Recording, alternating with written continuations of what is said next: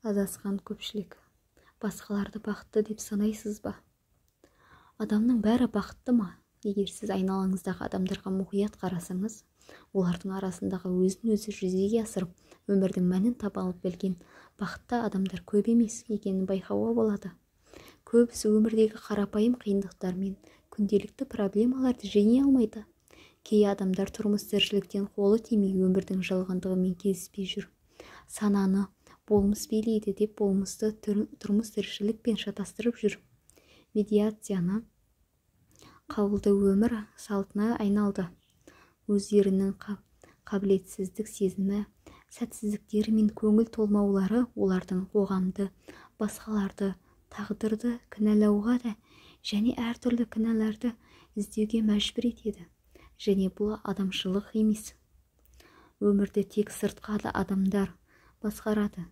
Менің өмірім қоршаған ортаға байланысты және бәрі сыртқы жағдайларға байланысты деген сенім олардың санасында берік орныққан. Олар керісінше дәлелдейтін логикалық сенімдерді қабылдаудан бас тартады. Уильям Джейс, көрнекті философ және психолог, біздің заманымыздың ең үлкен жетістігі ойлаудың ішкі жақтарын өзгерту арқылы біз өмірдің сыртқы жақтарын өзгерте алатындығымыз деп айтып кеткен. Бұл қысқа мәлімдеме үлкен шындық бар. Біз өміріміздің құрбаны емеспіз. Алланың рахмани жаратылысымыз. Ал Құдай өмірдің басты авторы. Ал біздер сол авторларымыз.